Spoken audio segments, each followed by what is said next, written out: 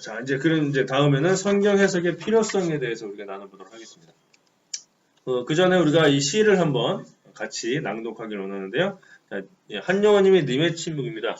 같이 한번 낭독하죠. 님은 같습니다. 아, 사랑하는 나의 님은 같습니다.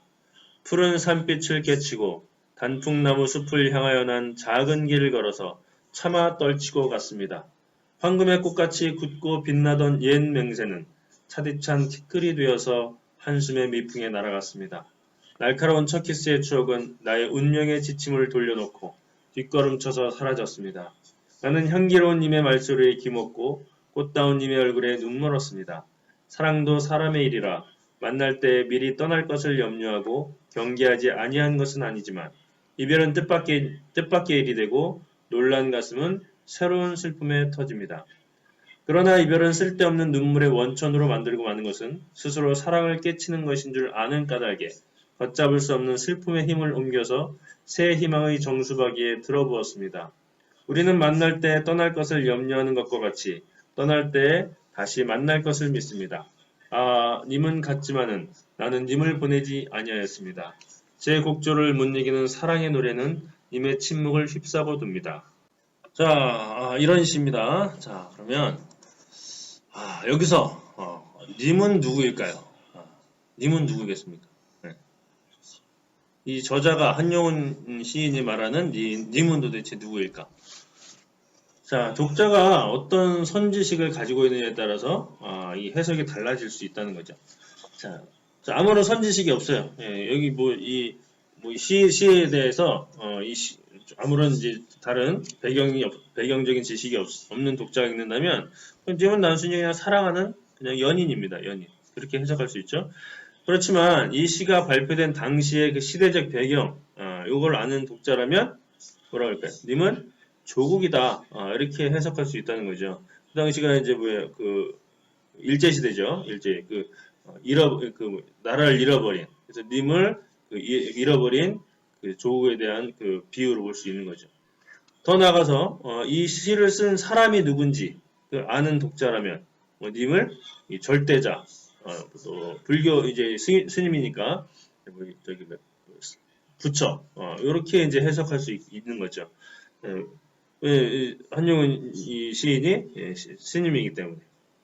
자, 이처럼 한 편의 시를 해석하는데도 저자와 또 역사, 시대적 배경, 여기에 대한 이해가 중요하다는 것을 알 수 있다는 겁니다. 그렇다면 이 성경이라는 것은 뭐예요? 인류의 전 역사와 운명을 다루고 있는 책이잖아요. 자, 이 책을 해석하는 데 있어서도 역시 저자와 역사에 대한 이해가 더더욱 중요하죠. 그래서 성경 해석학은 이러한 인식 가운데서 이제 생겨났고요. 그리고 이제 지금까지 발전을 해왔다는 겁니다. 그래서 어떤 사람은 성경은 하나님 말씀인데 뭐 인간이 해석할 필요 있냐? 그냥 성령 감동 받으면 다 깨달아진다. 뭐 이런 식으로 말씀하는 분도 있어요. 예, 그래서 이 성서 비평이라는 말도 있고요. 성경 해석, 또 성경 연구 이 자체를 못마땅해 하는 분들이 많이 있습니다. 근데 분명 성경은 하나님의 감동을 기록됐죠. 그런데 그리고 또 성령께서 성경 또 깨닫게 하시는 것 역시 마찬가지 진리입니다. 그러나 그것이 성경이 필요 없다는 것을 의미하는 건 아닙니다. 자, 예를 들어 신약 성경에는 4개의 복음서가 있죠. 자, 모두 예수 그리스도의 그 사역, 또 생애, 또 말씀, 자, 이런 것들을 기록하고 있습니다. 근데 4개 복음서에 보면 서로 다른 기사도 있지만 중복되는 기사들이 굉장히 많이 있어요. 그래서 그렇다면 마가복음서를 이제 처음 썼다고 이제 학자들이 주장하는데 누가 먼저 쓴 것은 여기서는 상관없습니다. 어쨌든 마가복음서 먼저 쓰였다 보면 마가복음서가 마가가 완벽하게 썼다면 왜 하나님은 마태, 누가, 요한으로 하여금 또 다른 복음서를 기록하게 하셨을까요? 다시 말하면 마가복음이 완벽하다면 하나님이 이제 말씀에 썼으니까 완벽하다면 왜 마태, 누가, 요한복음이 왜 필요하냐 이거죠. 마가가 하나님의 감동으로 성경을 기록했다는 것은 단지 하나님의 말씀을 그냥 하나님이 계시한 그냥 불러준 대로 그대로 받아 적은 거라고 우리가 본다면 더 이상 복음서가 필요 없죠. 왜? 복음서는 완벽하니까 하나님이 주신 거니까 완벽하죠. 그런데 왜 다른 복음서가 필요하냐 이거죠. 자, 그 다음에 복음서가 뭐 같은 사건도요, 다르게 기록을 했어요. 예, 예를 들어서 오병이어 사건, 4개의 복음서에 다 나와 있거든요, 다. 그럼 그 오병이어 이 기사가요, 다 표현이 달라요. 요한복음 같은 경우는 다 뭐 빌립에게 예수님께서 빌립에게 말씀하시고 뭐 안드레가 뭐 이렇게 얘기를 하고 그다음에 그 떡을 가지고 있는 그게 어린아이 오병이어를 원래 가지고 있던 아이가 어린아이라는 것이 나와 있어요. 근데 나머지 3개의 복음서는요 그 어린아이에 대한 얘기가 없습니다. 그러니까 이런 식으로 사건이 다르게 기록되어 있다는 거예요. 3개의 복음서도 역시 다른 게 기록되어 있고요. 자 그렇다면 뭐죠? 같은 사건에 대해서 다른 관점에서 그 사건을 해석했다는 겁니다. 다른 관점에서 봤다는 거죠. 그래서 성령께서는요, 그 사람의 은사와 수준에 따라서 깨닫게 하시는 정도가 다르다는 것을 우리가 알 수 있어요. 그래서 성령께서 동일하게 깨닫게 하신다면, 예, 동일하게 깨닫게 하신다면, 마태, 마가, 누가, 요한복음 똑같이 썼겠죠. 예, 똑같이. 그럼 하나만 있고 나머지 3개는 필요 없는 거죠. 자, 그래서 성령께서 동일하게 깨닫게 하시면 지금도 마찬가지입니다. 동일하게 깨닫게 하신다면 7살짜리 어린아이가 성경을 보고 해석하는 거나 신학자가 성경을 보고 해석하는 거나 똑같아야 되지 않습니까? 예? 그렇죠. 그 동일한 성령이 동일하게 역사하셨으니까 7살짜리 아이는 성령의 역사 안 하시는 건 아니죠. 예. 그렇다면 동일해야 되는데 그렇지 않다는 겁니다. 그래서 실제 누가 해석하느냐에 따라서 성경 해석이 많이 달라진다는 것을 우리는 알 수 있다는 겁니다. 예를 들어서 오병이어 본문이 이렇게 쭉 있죠. 이 부분에 대해서 해석이 다 관점이 다 다르다는 것을 알 수 있다는 겁니다. 자, 이제 보세요. 자, 시편 23편인데 주께서 내 원수의 목전에서 내게 상을 차려주시고 자, 이게 이제 시편 23편에 나오죠. 자, 여기서 이제 이 본문을 어떤 어머니하고 이제 아들이 이제 초등학교 3학년짜리인데 이 아들이 둘이 이제 큐티를 한 거예요. 큐티를 해서 하다가 이 구절을 읽고 이제 엄마가 아들에게 이제 질문을 했습니다. 하나님께서 왜 상을 차려주셨을까? 이렇게 질문을 하니까 아이의 대답은 뭘까요? 자, 왜 상을 차려주셨을까요? 왜? 여러분들이 한번 대답해 보세요. 왜 하나님께서 이 다윗에게 상을 차려주셨을까? 왜 이런 표현을 썼을까? 한번 생각해 보세요. 이것을 제가 학교 교수님, 구약학 교수님께 제가 질문을 드렸습니다. 왜 상을 차려드렸을까요? 그랬더니 이분은 원수 앞에서도 이 평안을 주신다는 거예요. 원수 앞에서 음식을 먹기가 힘들잖아요. 근데 그 원수 앞에서 평안을 주시고 또 필요한 것들을 공급해 주신다는 그런 하나님을 말씀하시는 거다.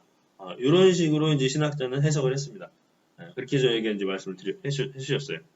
자, 그런데, 그럼 이제 이 초등학교 3학년짜리는 어떻게 해석했을까요? 동일한 성령께서 역사하셨으니까, 그럼 원수 앞에서 평안을 주신다는 주시는 하나님을 표현한 거예요. 이렇게 말하지 않았다는 거예요. 자, 어떻게 했을까요? 자, 한번 생각해 보세요. 여러분은 어떤 해석을 가지고 있습니까? 자, 이 아이는 이렇게 말했습니다. 먹고 힘내서 싸우라고요. 예. 어때요, 여러분? 틀린 겁니까?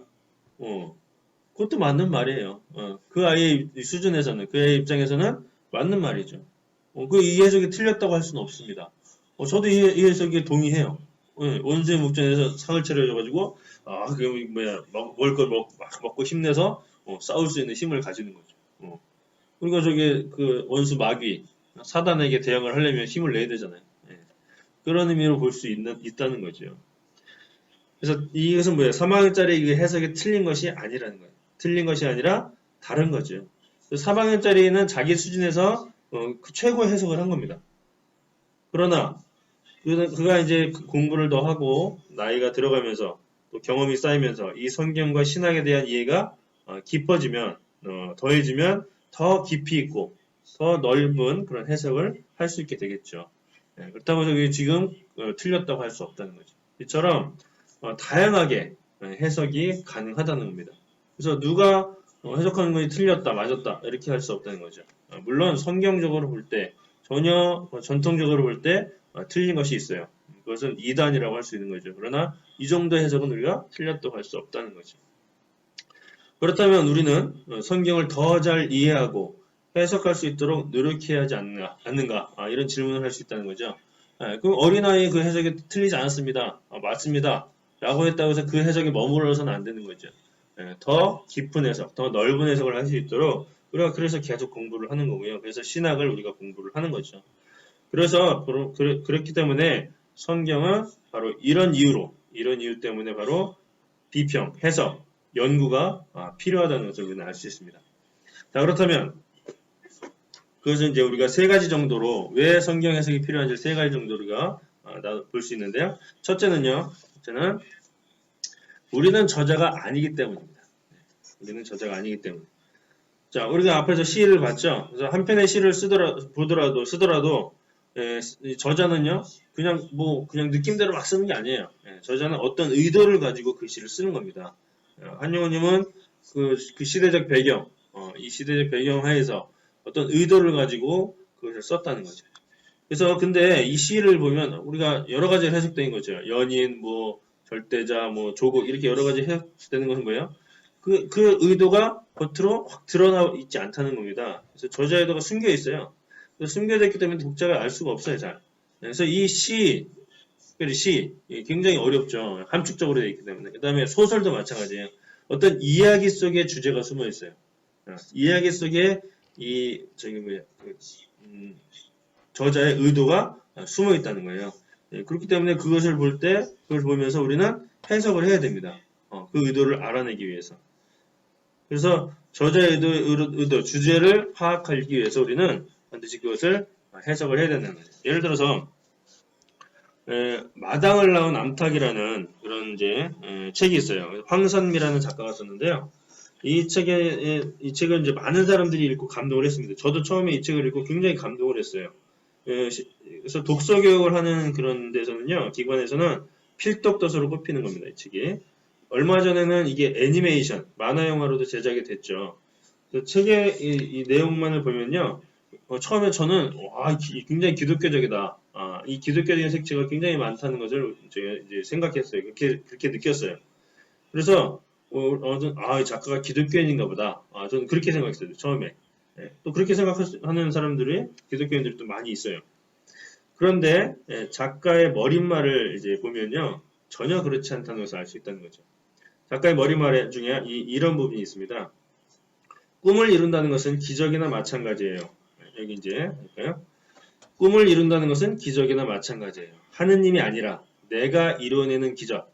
그래서 꿈을 이룬 사람은 아름답고 자유로워 보인답니다. 이렇게 말해요. 자, 그럼 뭐예요? 하나님이 아니라 바로 인간인 내가 이뤄내는 기적. 이걸 말하고 있죠. 이 사람은. 자, 뭐예요? 이를 통해서 우리는 작가가 기독교인이 아니라 단순히 뭐예요? 휴머니스트라는 걸 알 수 있어요.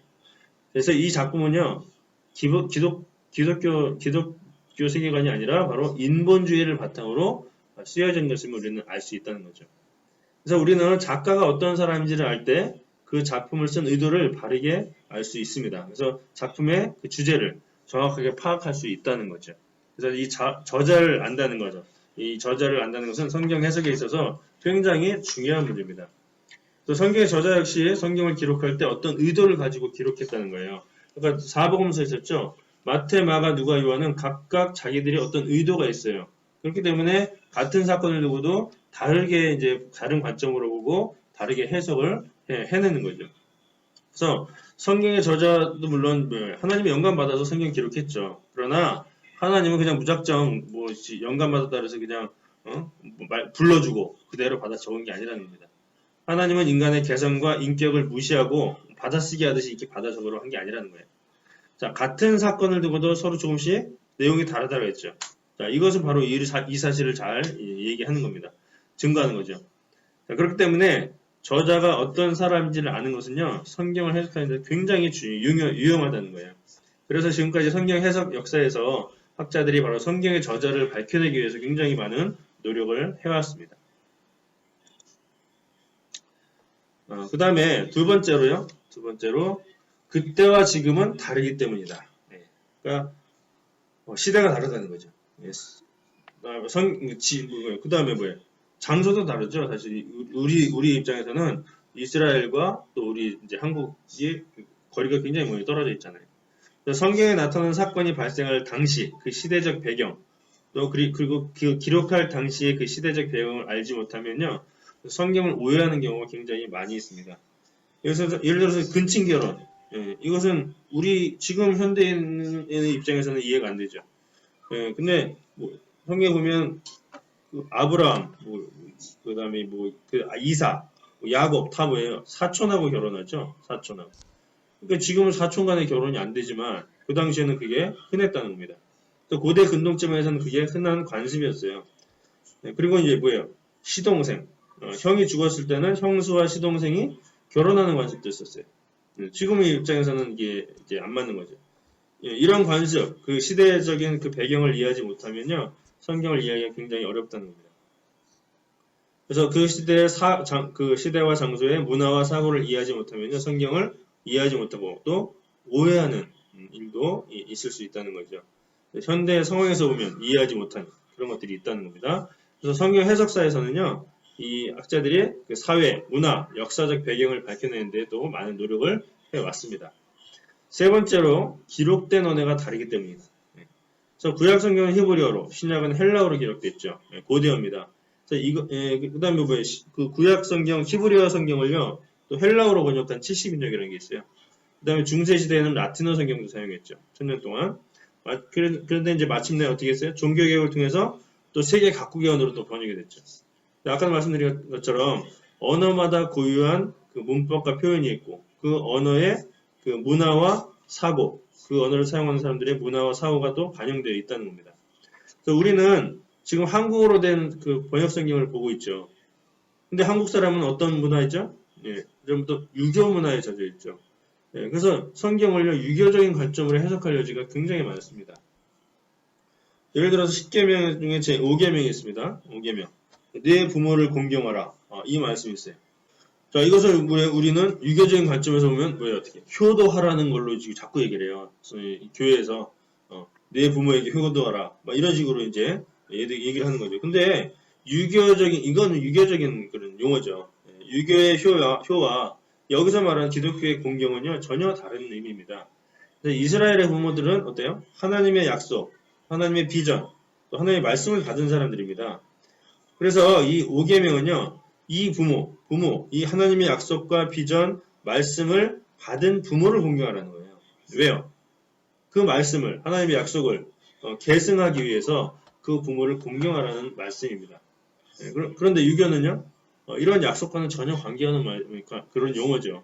그러므로 우리는 이 효도하라, 이 공경하라는 것을 자꾸 효도라는 것으로 교회에서 말하면 안 됩니다. 자꾸 오해가 생기는 거죠. 그래서 성경 해석은 성경은 이것을 또 영어 성경으로 보면요, 또 우리와는 전혀 다른 사고와 문화를 또 볼 수 있다는 겁니다. 자, 그렇다면 영어 성경 다르고 한국 성경 다르고 우리말 성경 다르고 뭐 프랑스 성경은 다 달라. 그러면 뭐예요? 히브리어 원문으로 성경 보면 우리는 완벽하게 해석할 수 있어. 자, 이렇게 우리는 또 생각할 수 있죠. 그렇지만 또 그렇지 않습니다. 문제는 우리가 히브리어 원어민이 아니라는 사실입니다. 그래서 한국 사람이 아무리 영어를 뛰어나게 해도 유창하게 해도 미국 원어민의 그 사고, 문화를 잘 이해할 수 없어요. 그래서 우리가 아무리 히브리어를 뛰어나게 해도 성경을 완벽하게 해석할 수 없습니다. 심지어는요, 유대인들도 자기 나라 언어로 된 성경을 보면서 해석을 제대로 못했습니다. 그 증거가 뭐예요? 예수님을 안 받아들였잖아요. 정말로 구약 성경을 제대로 해석했다면 예수님이 왔을 때, 이분이 바로 구약에서 말씀하신 그 예수님이구나, 그 그리스도구나, 그 메시아구나, 라는 것을 알아봐야죠. 그런데 그들도 역시 성경 해석을 잘못했기 때문에 예수님을 알아보지 못했다는 겁니다. 그래서 성경 해석학은 그래서 원문을 연구하는데 많은 노력을 해왔지만, 그러나 이것만으로 또 성경을 완벽하게 해석할 수는 없다는 겁니다. 자, 그렇지만 이 세 가지